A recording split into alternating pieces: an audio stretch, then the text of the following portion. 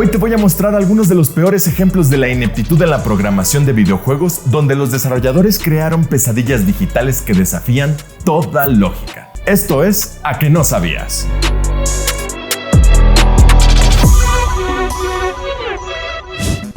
¡1! Teenage Mutant Ninja Turtles. El primer juego de este episodio es un ejemplo en el que parecería que se borra un poco la línea que mencionamos, lo de un juego difícil y la de un juego interminable. Tristemente, este es un acto de troleo insoportable por parte del desarrollador. Todos los millennials recordamos Teenage Mutant Ninja Turtles para NES, un juego famoso por su tremenda dificultad. Sin embargo, el juego es posible de ser terminado en NES a pesar de lo duros que son ciertos saltos y ciertas escenas tan infames como el Tecnódromo. Sin embargo, la versión de MS2 o computadoras del juego es otro cuento totalmente. Esta versión fue reprogramada por una compañía llamada Distinctive Software Inc. En esos tiempos, las versiones de computadora de juegos de consola eran famosas por ser dejadas en manos de los programadores más inexpertos, incompetentes o amateurs de la industria, y muchas presentan errores fatales y bugs que las convierten en experiencias desagradables. Pero quizás nada se compara con esta versión de Tortugas Ninja, que convierte una de las partes más frustrantes del juego original en algo literalmente impasable. Muchos de ustedes recordarán el famoso salto en la escena de las alcantarillas después de que manejas la camioneta de las Tortugas Ninja por la ciudad. Dicho salto, que tiene que tener una precisión de un píxel, ha sido motivo de rabia por parte de muchos jugadores y provocó el famoso rant del Angry Video Game Nerd en un video clásico por lo difícil que es. Pues bien, la verdad es que los usuarios de NES no podemos quejarnos, pues resulta que en la versión de MS2 del juego dicho salto es imposible. Literalmente imposible de realizar, ya que la imprecisión del motor gráfico unido a lo bajo del techo en dicha sección hace que una tortuga nunca tenga la posición correcta para poder librar dicho salto. Y como esos juegos jamás se probaban, el resultado es que dicha versión de Tortugas Ninja es literalmente interminable. ¿Se imaginan pagar por el juego solo para llegar a un salto que en la versión de NES es difícil, pero que en la nueva versión sea literalmente imposible? Una de las situaciones más frustrantes que podamos imaginar. ¿Listos para el final boss de la temporada navideña? Presentamos el modelo especial Ugly Sweater de Level Up Gear, tan épica que hasta Nemesis va a querer una. Con diseño retro que te hará sentir nostalgia e easter eggs que solo los verdaderos veteranos reconocerán. ¿Eres de los que recuerda cuando los gráficos eran de 8 bits y los cheat codes se memorizaban? Esta playera es tu achievement desbloqueado. Consíguela antes de que se agote solo en Level Up Gear. 2. Tokyo Extreme Racer. A veces, las localizaciones de videojuegos no solo presentan cambios ridículos al estilo de poner una hamburguesa en lugar de una bola de arroz como en los viejos episodios de Pokémon en Estados Unidos, sino que literalmente han convertido juegos de posibles a imposibles de terminar por simples detalles que los desarrolladores, por las prisas de publicar en otro país, se olvidaron de verificar. Esto es el caso de los dos siguientes títulos de los que hablaremos. El primero es un juego de carreras olvidado, Tokyo Extreme Racer 3 para PlayStation 2, que vio la luz en 2003. En dicho juego, el protagonista debe desafiar y derrotar a una serie de rivales del bajo mundo en 3 ciudades diferentes de Japón: Tokio, Nagoya y finalmente Osaka.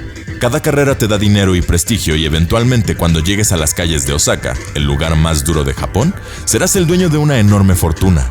Ahora bien, en el juego el último jefe solo aparece si acumulas 100 millones de yenes, cerca de $750,000 hoy en día tomando en cuenta la inflación. Una suma generosa pero definitivamente creíble para un famoso piloto de carreras de la época.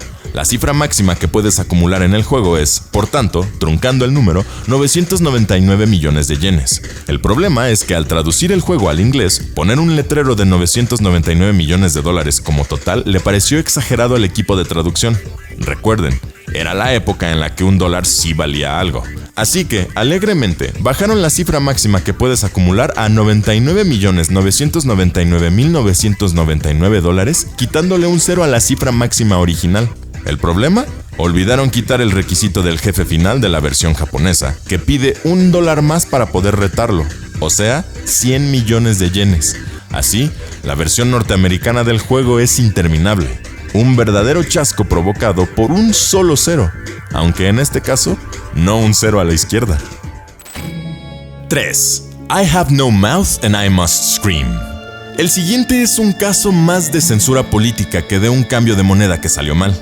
El famoso juego de aventuras estilo point and click I Have No Mouth and I Must Scream es un título verdaderamente de culto, ya que es la única adaptación del relato breve de culto de Harlan Ellison acerca de una inteligencia artificial que absolutamente detesta a la humanidad y que realizará este odio de la manera más brutal y cruel posible. Evidentemente, tanto el relato original como el videojuego de aventuras basado en el mismo son obras para adultos, que tratan de temas tabú que lamentablemente no podemos mencionar sin que YouTube nos desmonetice. Sin embargo, uno de los temas del libro y del juego fue un poco demasiado lejos para los localizadores europeos, ya que hace alusión a los eventos violentos y trágicos de la Segunda Guerra Mundial en Alemania cometidos en contra de la población judía. Ahora bien, en dicho país, toda alusión a los responsables de dichos eventos, así como la representación de los mismos, está prohibida por la ley, y resulta que uno de los capítulos del juego toma lugar en un campo de concentración de la Segunda Guerra Mundial. Por lo tanto, el juego fue censurado para cumplir con los estándares de legalidad en dicho país.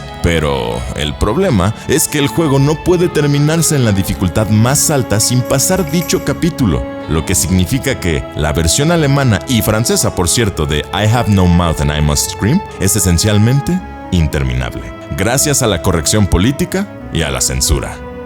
De no creerse. 4. Madden NFL 2006. Esta historia es una de las más indignantes de la industria de los videojuegos y, curiosamente, fue enterrada y olvidada, a pesar de que involucra a una de las compañías más importantes y una de las franquicias más famosas. Nos referimos a Madden 2006 de Electronic Arts, famoso juego de fútbol americano que en muchos sentidos es el equivalente a FIFA para dicho deporte. Pues bien, resulta que la versión para PlayStation Portable tiene un error fatal en su modo de franquicia o campaña, por así llamarle, que provoca que cada pérdida del balón o turnover, el juego presente un error fatal que apaga el PSP y, por supuesto, se pierda tu progreso. Ahora bien, tras notarlo, se incrementaron las quejas en los foros del juego y el caso fue reportado por los medios de videojuegos de la época, lo cual llevaría a EA a recoger los discos defectuosos y lanzar un parche para solucionar el asunto. ¿Verdad? No, en lo absoluto.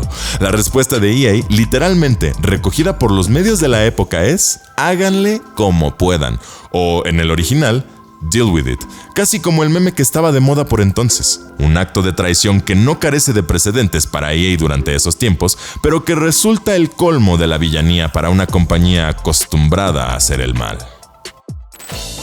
5. Space Invaders Extreme.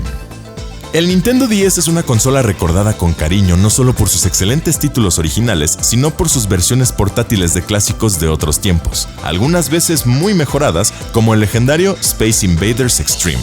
Lamentablemente, no todos los juegos clásicos que tuvieron remakes para dicha consola tuvieron un destino tan honorable, y quizás el caso más horripilante es el de Bubble Bobble Revolution, esencialmente una versión actualizada y remasterizada del increíble clásico de Taito para los arcades, muy conocida por su adictiva versión de NES, que fue lanzada en 2005 para Nintendo DS en Europa y Japón, recibiendo muy malas reseñas debido a sus feos gráficos, mecánicas desactualizadas y gran cantidad de bugs. Sin embargo, esta recepción negativa allende el mar no se compararía ni de lejos a lo que pasó con el juego cuando fue lanzado en el continente americano. En efecto, aunque las versiones japonesas y europeas del juego pudieran tener cualquier cantidad de defectos, estos no se comparan a lo que ocurrió en la versión norteamericana, la cual empieza a presentar un bug bastante extraño a los tantos niveles de juego, que consiste en que los enemigos dejan de aparecer por escenas enteras. Al inicio, el bug es molesto, pero no impide progresar. Al contrario, te hace la vida más fácil hasta que llegas al nivel 30. Cada 10 niveles, el juego te obliga a pasar a un jefe. Pero si no hay enemigos en el nivel 30, estás atorado, para siempre, y en un escenario vacío. Y el juego tiene 100 niveles, el mismo número que el original. Eso significa que a esta versión le falta el 70% del juego. Este hecho fue motivo de un escándalo masivo en su época y provocó feroces y muy justificadas reseñas que le dieron 38% en Metacritic, aunque sin duda merece mucho menos. Peor aún, el desarrollador Dreams prometió lanzar cartuchos de reemplazo y compensar a toda la gente que comprara el juego, pero nunca cumplió su promesa y hasta hoy, Bubble Bobble Revolution es esencialmente un ladrillo para cualquier jugador y coleccionista que haya tenido la desgracia de comprarlo. 6. Terminator 2.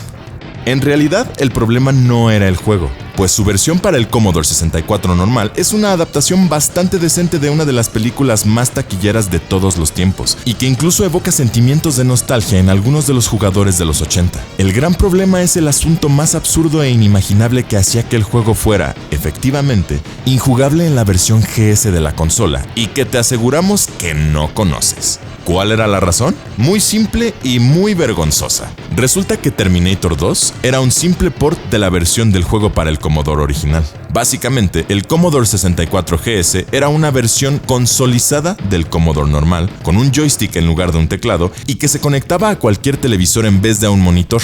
Solo que no había teclado para jugarlo. Pues bien, los genios que hicieron el port del juego al Commodore de consola no cambiaron absolutamente nada respecto a la versión de computadora. Y, en cuanto inicias el juego, la primera instrucción es: presiona la tecla Enter para continuar. En un joystick no tienes tecla Enter, así que el juego era absolutamente injugable. No hace falta decir que, debido a esa brutal equivocación, el Commodore 64 GS colapsó en ventas, se convirtió en la consola peor vendida de la historia y un hazmerreír hasta hoy. ¿A que no sabías? En fin, este fue el episodio de hoy. Un verdadero salón de la infamia de los errores de programación que han impedido a los jugadores terminar juegos que, sin duda, no son los favoritos de nadie.